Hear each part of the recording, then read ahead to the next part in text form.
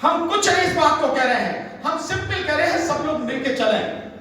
और हम बार बार political party से भी कह रहे हैं आप भी आओ मिलकर चलो, अन्यथा जैसे मैं कह रहा हूं राहुल गांधी जी इस देश का चक्कर नहीं, धरती के भी 10 चक्कर लगा लेंगे, मोदी पे कोई फर्क नहीं पड़ता और ईवीएम नहीं हटेगी तो तुम किसी हालत में जीत नहीं पाओगे। पूरा देश का पूरी 25 तारीख को अधिक से अधिक संख्या में आना है और हम अपनी मीटिंग करके और पूरी दिल्ली में जितने भी बुद्ध विहार हैं, 300 करीब बुद्ध विहार हैं और सारे जितनी भी हमारी शाखाएं हैं हम सबको कन्वे करेंगे और ज्यादा से ज्यादा संख्या में और हम 25 तारीख को आने का प्रयास करेंगे। आदाब, नमस्कार, सत श्री अकाल। मैं हूं सुल्तान भारती और आप देख रहे हैं सेकुलर भारत न्यूज। ईवीएम हटाओ देश बचाओ, ये छोटा सा आंदोलन जो इतना कद्दावर हो चुका है कि देश में रहने वाली दूर दराज गांव की जनता भी इससे वाकिफ है। इधर कोर्ट द्वारा इलेक्टोरल बॉन्ड और चंडीगढ़ मेयर चुनाव को लेकर आए हुए फैसलों ने पूरे जन आंदोलन को एक नई धार दे दी है। इसी सिलसिले में आज नई दिल्ली में एक खास मीटिंग हुई। इसमें वो सभी चेहरे मौजूद थे जिन्होंने ईवीएम हटाओ देश बचाओ और ठेकेदारी हटाओ जैसे जन आंदोलन को एक विराट रूप दिया है। सभा का संचालन जाने माने पत्रकार, समाज सेवी और दिग्गज जुझारू नेता हाफिज गुलाम सरवर ने किया और यहां पर मौजूद थे भानु प्रताप सिंह, राजेंद्र पाल सिंह गौतम, डीसी कपिल, एजाम राजेंद्र सिंह और वो तमाम नेता जो अपने आप में एक बड़े जन समूह का नेतृत्व करने के लिए जाने जाते हैं। देखिए एक रिपोर्ट, क्योंकि ये सारी तैयारियां 25 तारीख को जंतर मंतर पर होने वाली उस विशाल मीटिंग के लिए है जिसमें देश के कोने कोने से लोग पहुंच रहे हैं।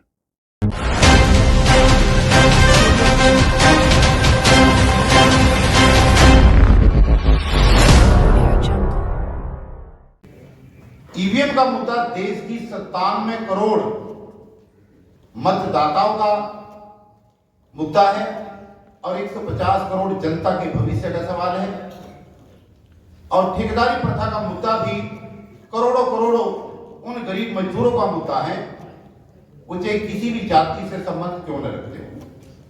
इसलिए तमाम वक्ताओं से मेरी अपील है विशेष रूप से कि कोई भी किसी भी जाति पर, किसी भी धर्म पर, किसी भी वर्ग पर किसी तरीके का कटाक्ष न करे, क्योंकि हमें सबकी जरूरत है और ये मुद्दे सबके मुद्दे हैं, ये सर्वजन के मुद्दे हैं, ये बहुजन के मुद्दे नहीं है और ये मूवमेंट भी सर्वजन की ही मूवमेंट है। हमें चूंकि पूरे प्रदेशों के अंदर ईवीएम हटाओ आंदोलन के तहत जाने का मौका मिल रहा है और हर जगह, हर प्रदेश के अंदर हर वर्ग के साथ ही कंधे से कंधा मिलाकर बहुत बड़ी बड़ी मीटिंगों का आयोजन इस ईवीएम के हटाने के लिए कर रहे हैं, आयोजित कर रहे हैं। इसलिए यह नहीं कहा जा सकता कि ये किसी विशेष जाति के लोगों का मूवमेंट है, ये तमाम 97 करोड़ मतदाताओं का मूवमेंट है।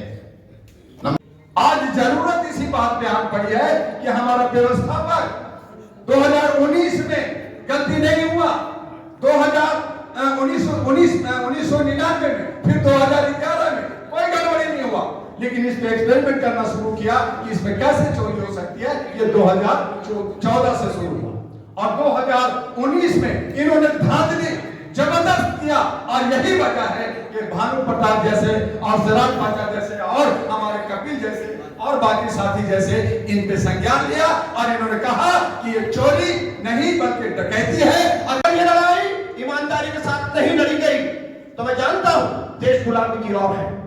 और आज यदि कोई साथी ये गलत फहमी रखता है कि हम आजाद है, इंडिपेंडेंट है, ये गलत है।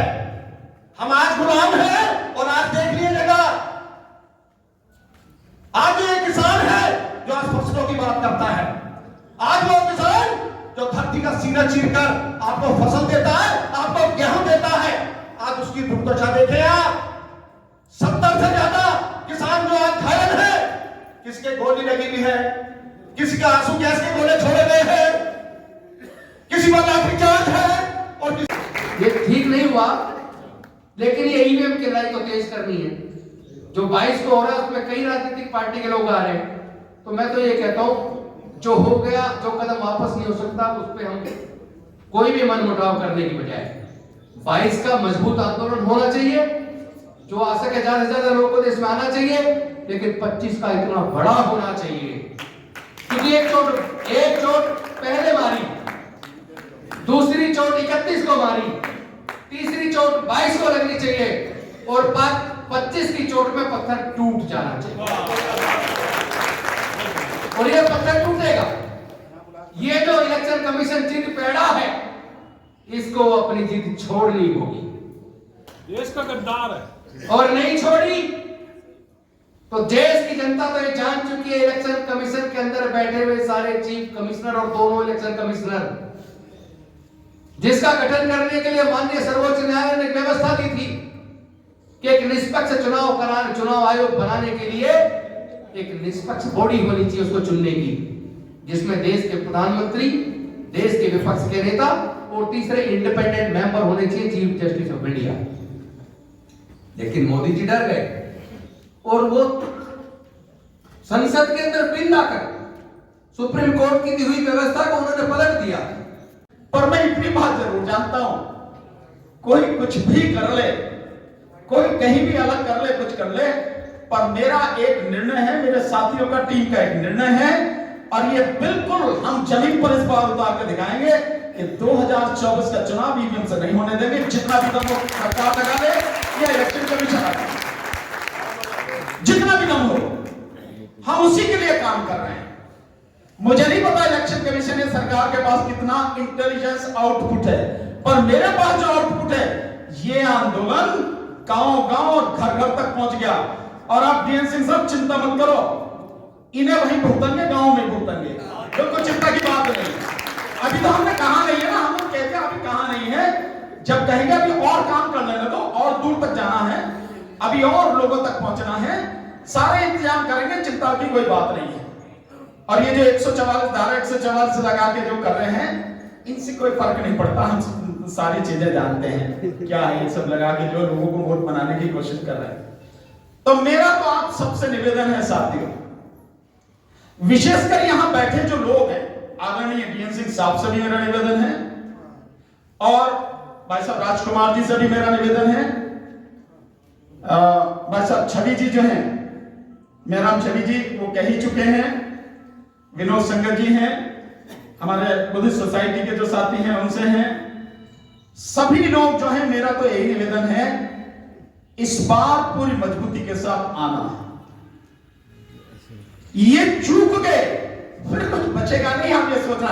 और मैं इसे डर फैलाने की बात नहीं कर रहा, मैं आपको सच्चाई बताने की बात कर रहा हूं। चैन सा आएगा, एक महान व्यक्ति पैदा होगा जो देश को बचाएगा, या जनता जिसकी इंतजार करेगी वही लोगों का इलाज करेगा, वही लोगों को की जान बचाएगा।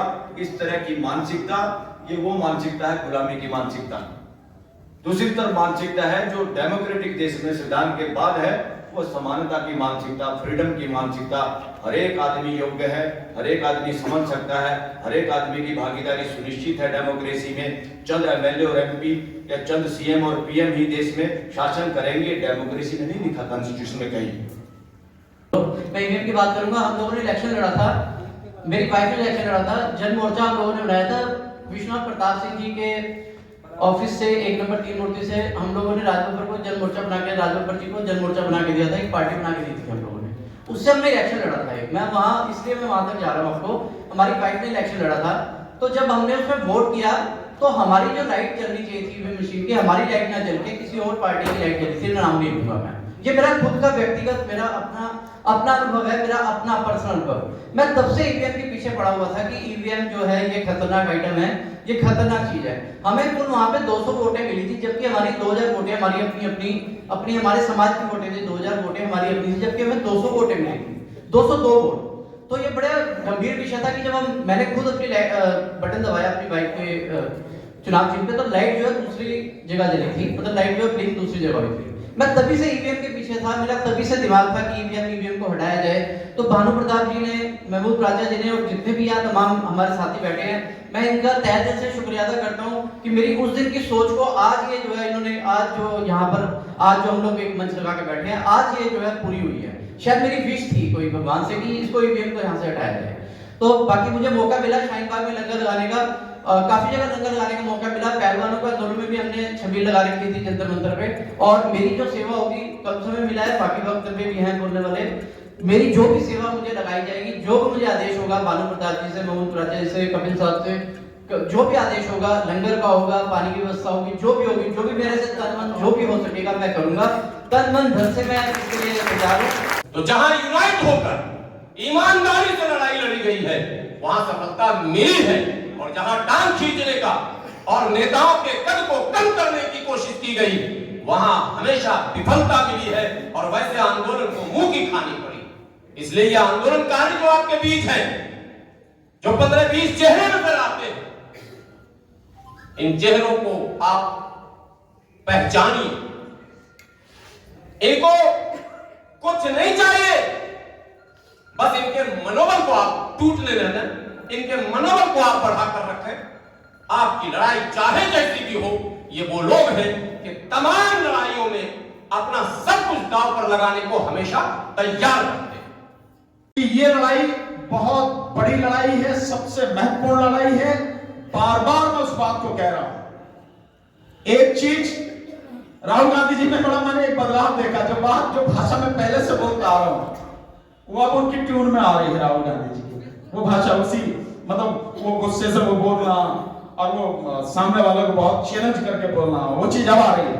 5 साल पहले आ गई होती तो मजा नहीं आ गया होता। हम क्या है कि चीजों को हम समझ रहे हैं तो हम पहले ही उन बातों को बता रहे हैं, लेकिन लोगों को हमारा शायद तरीका पसंद नहीं है। बाबा हम तो जैसे हैं वैसे ही हैं, वैसे ही रहेंगे। मैं आपसे सिर्फ इतनी बात कहूंगा, ज्यादा और भी साथियों को बोलना है, हर साथी ईमानदारी से इन 4 दिनों में काम करे और काम करके अपने साथ जितने भी अधिक से अधिक साथी आ सकते हैं उनको लेकर आए। 25 तारीख को यदि संख्या बहुत मजबूत हुई वहां पर, तो आप मान लीजिए कि उसी दिन के बाद ईवीएम की पूरी कब्र खुद जाएगी, बचेगा कुछ भी।